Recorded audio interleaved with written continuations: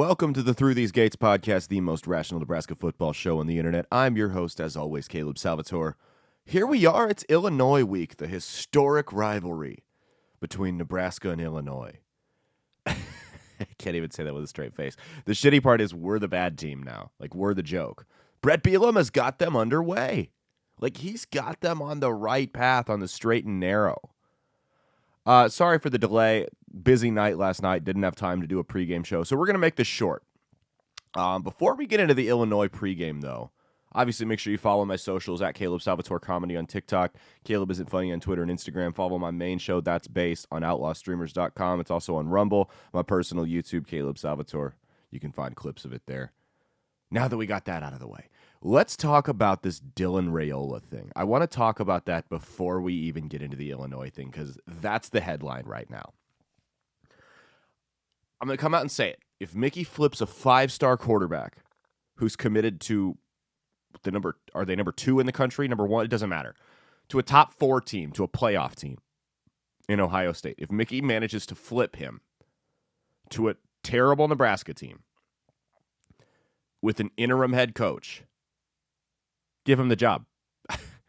I don't know what kind of magic he's working there, but give him the job. My only concern with Dylan Raiola would be his uncle's offensive line would get him absolutely killed, and that might make Thanksgiving a little bit awkward. But no,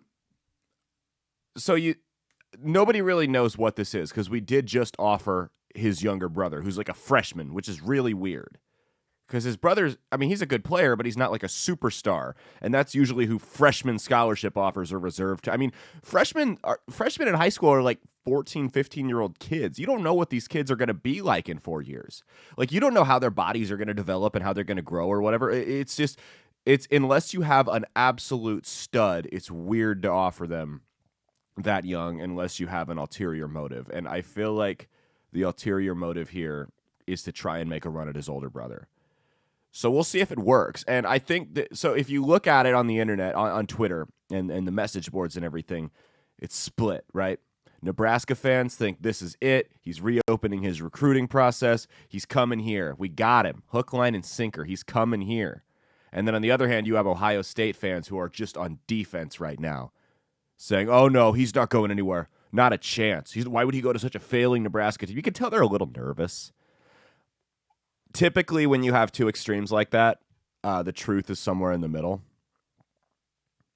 But, think about it. Like, the truth is almost always in the middle when you have two extremes like that. There's probably a little bit of truth to both. I don't think he's totally out on Ohio State, but I also don't think he's totally in. You're never totally in on it, especially with a transfer portal. You could be a fifth-year senior and you're not totally in on a team.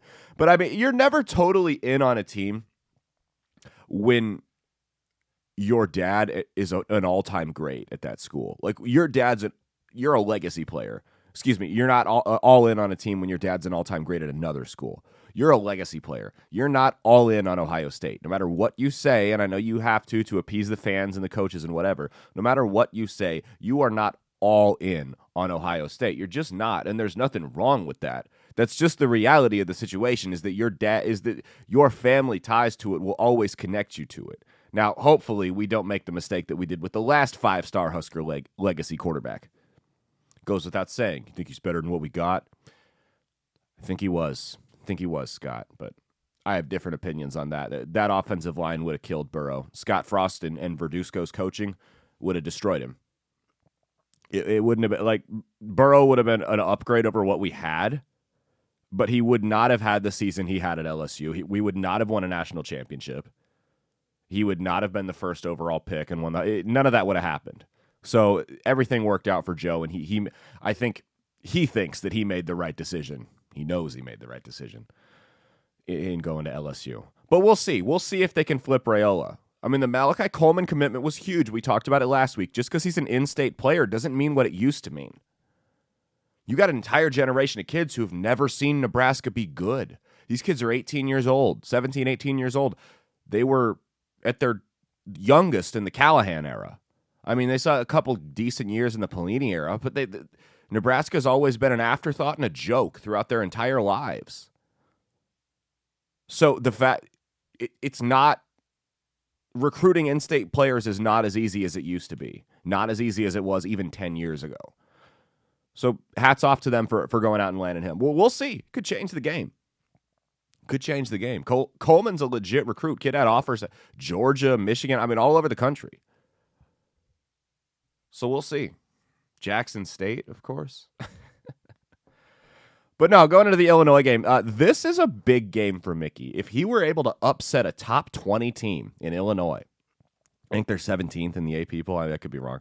But if he were able to upset a top 20 team coming off a bye week, two things Scott Frost was never able to do, win off a bye week or beat a top 20 team, top 25 team. It's hard to not give him the job. Now, again, I'm still of the mindset you got to let the season play out. You got to let it play out, and you can't just look at wins and losses or you're going to drive yourself crazy. So we'll see. We'll see, but I think this is a very defining game for him, and I don't think it's going to be a blowout. On paper, you look at it, it's ranked Illinois with Brett Bielema, who's righting the ship over there finally against a bad Nebraska team. I think it's going to be closer than a lot of people think it will be. I don't think we win. I'm going to say 37-34 Illinois. Don't shoot the messenger. But I think it's going to be a good game. And as long as they're not bowing out, I'm not mad. I'm not mad. The energy's there. It's all good. So Chase Brown is the leading rusher in the country. Trey Palmer is the leading receiver in the country. You football historians, let me know in the comments, when's the last time this has happened, where you had the lead rusher and the lead receiver in the country face off against each other? I don't know if it's ever happened. Let me know. I'm sure it has at some point, but let me know in the comments, football historians. When is the last time this happened? It's going to be a scoring explosion, man. A scoring explosion. The thing with Illinois is they got a nasty pass rush, one of the best in the Big Ten, and that could do it. This offensive line's banged up, and it's not good when it's healthy. This, again, we're a broken record here. Every single week, the offensive line play is the key to the game. Whether we win or lose, it's going to be dependent on that offensive line. They also have an opportunistic defense. Casey's been known to make some mistakes recently. So we'll see. They forced a lot of picks. We'll see, man. The offensive line's going to have to come out and play the best game they've played all year. And that's not saying much, but they're going to have to come out and just buckle down and play the best game we've seen from them all year. So we'll see. Like I said, 37-34 Illinois. This is a quick video. I just want to push it out real quick. We'll do a reaction either tonight or tomorrow morning for the game. Hopefully it's a good reaction. Hopefully they prove me wrong. They go out and win. But I'm not going to listen, I'm going to be realistic. We joke around saying we're rational here and whatnot, but I'm going to be realistic. I think that I'm not going to go out and say we're going to win every game because I don't think we are. And so don't shoot the messenger. But I don't think we'll win, but I think it'll be a close game, a lot closer than a lot of people are thinking. If we get blown out, not too good, but it's Mickey's audition. This whole season is, so don't take it too personally if we do lose. That's my thing, is people are still getting upset out there that we lose. Who cares? Bro, the season's a wash the moment they fired the head coach. It's over. Everything else is house money. Let's see what Mickey does. He gets us to a bowl game. It's hard to not give him the job. He gets us to 5 wins. He's definitely in the conversation. So, but this really does feel like the most critical game in terms of him getting the job or not getting it. Coming off a bye week. Illinois is too. Keep that in mind. Brett Bielema has really got them headed in the right direction. So we'll see. I'm not going into it with lofty expectations like I was against Purdue. But we'll just have to wait and see. Anyway, this has been the Through These Gates podcast. I'm your host, as always, Caleb Salvatore. Again, follow my social, like and subscribe on this video and this channel here. Turn your notifications on. Drop a comment. Tell me what your score predictions are for this game. Tell me why I'm right. Tell me why I'm wrong. Tell me why I'm ugly. Don't matter to me. Follow my socials. Caleb Isn't Funny on Twitter and Instagram. Caleb Salvatore Comedy on TikTok. Follow my other show, That's Based with Caleb Salvatore, on outlawstreamers.com, Rumble, Spotify, Spreaker, and iHeartRadio, and my personal YouTube, Caleb Salvatore. All the links are in the description. I appreciate you guys so much. Thanks. Peace out. God help us all.